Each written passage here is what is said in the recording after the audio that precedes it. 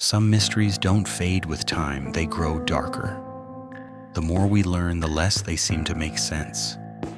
More than 60 years later, the Dyatlov Pass Incident remains one of the most terrifying and unexplained mysteries in modern history. 9 experienced hikers, a freezing mountain in the Soviet Union, a tent slashed open from the inside, bare footprints leading into the snow, bodies scattered across the forest, and injuries so severe that investigators compared them to a high-speed car crash. But there was no car, no attacker, no witnesses, and no clear explanation. So what really happened on that mountain in February of 1959? Tonight, we're diving deep into one of the most chilling unsolved mysteries ever recorded. This is the story of the Dyatlov Pass Incident. It began in late January 1959. A group of 10 experienced hikers, mostly students and graduates from the Ural Polytechnic Institute, set out on a winter expedition through the northern Ural Mountains in what was then the Soviet Union. Leading the group was 23-year-old Igor Dyatlov. He was highly respected, intelligent, and already known as an experienced expedition leader. This is important to understand. These were not amateurs.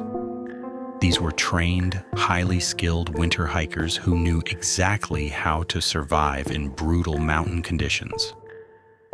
They had done this before. They knew the risks, which makes what happened next even more disturbing. Originally, there were 10 members in the group, but early into the journey, one of them, Yuri Yudin, developed severe pain in his leg and back. He made the difficult decision to turn back. At the time, it must have felt like a disappointment, but that decision saved his life. Yudin would later become the only member of the entire expedition to survive. He spent the rest of his life haunted by the fact that he was the last person to see them alive. The early days of the expedition appeared completely normal. The group took photographs, they kept journals, they laughed, smiled, and documented the trip. The recovered photos show a group in good spirits, no signs of fear, no indication that anything was wrong, nothing that suggested they were heading toward one of history's greatest mysteries. By February 1st, the group had reached the slopes of Kholatsyakhl, a name given by the indigenous Mansi people. Translated into English, it means dead mountain. Even the name feels like a warning. That day, the weather began to deteriorate rapidly. Heavy snow, strong winds, near zero visibility.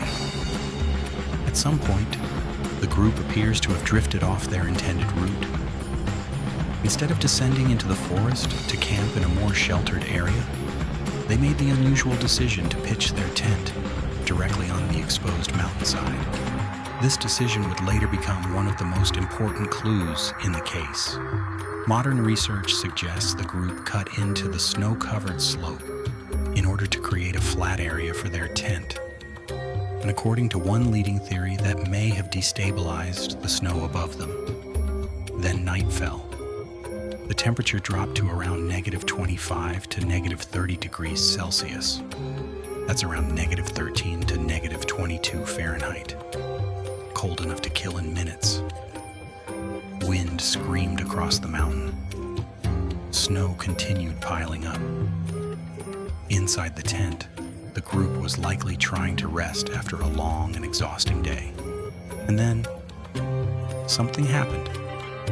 Something so terrifying that 9 experienced hikers made the unthinkable decision to slash their way out of their own tent and run into the freezing darkness. Pause and really think about that.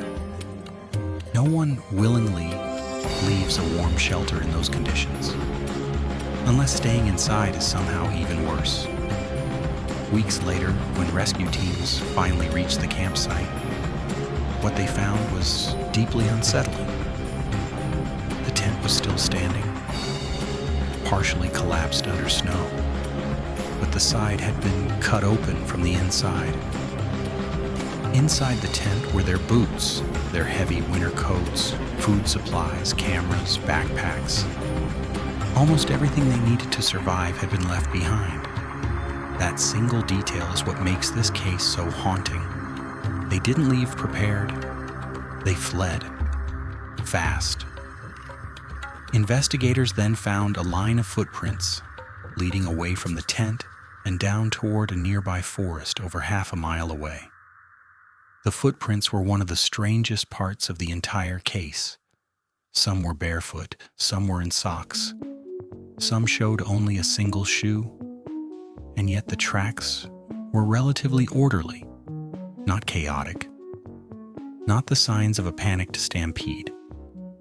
It looked as though they left in a hurry, but still somewhat controlled, which raises an even darker question. What could possibly have made them leave like that? The first two bodies were found beneath a large cedar tree at the edge of the forest. They were barely clothed. Both had died of hypothermia. At the base of the tree were the remains of a small fire. Even more chilling, branches high up in the tree had been broken, suggesting that at least one of them had climbed several feet up. But why?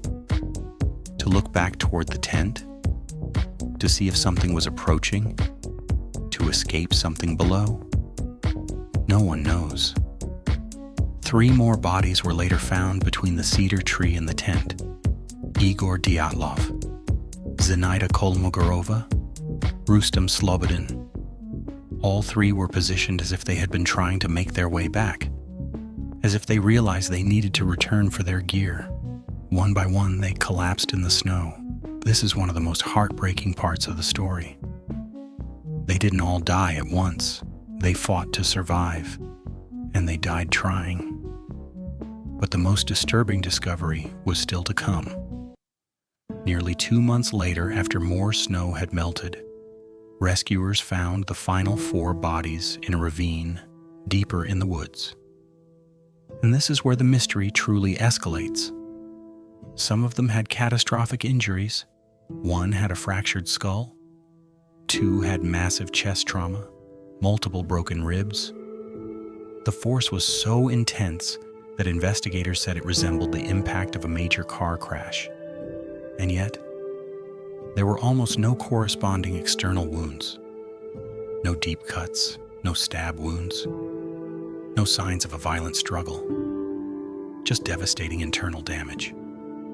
One of the bodies, Lyudmila Dubanina, was missing her tongue. Others were missing soft tissue around the eyes and face. This detail has fueled endless conspiracy theories. However, many modern experts believe these injuries may have resulted from natural decomposition and scavenging after the bodies were buried under snow and water in the ravine. Still, it remains one of the most disturbing images associated with the case. So what happened? The most widely accepted explanation today is a slab avalanche. Not a massive Hollywood-style avalanche, but a delayed sheet of dense snow sliding onto the tent hours after it was pitched. According to a 2021 scientific study, the group's excavation into the slope may have weakened the snowpack. Strong winds could then have gradually added pressure until a section collapsed onto the tent. That would explain the damaged tent, their immediate escape, and some of the chest injuries. It's the most scientifically grounded theory, but even it doesn't answer everything. Why didn't they return to the tent sooner? Why did someone climb the cedar tree? Why were there reports of glowing orange lights seen in the sky that night? That's why alternative theories continue to survive. Secret Soviet military tests, shockwave weapons, infrasound-induced panic, even UFOs. For decades, the Cold War setting has made the military theory especially popular. Some believe the group may have accidentally entered a classified test zone. Others think they witnessed something they were never supposed to see. And maybe that's why this mystery still grips millions of people today. Because even with science, even with modern investigation, something about that night still feels incomplete, still wrong, still terrifying. 9 people, 1 mountain, 1 night, and a mystery that still refuses to die. So what do you think really happened on Dead Mountain that night?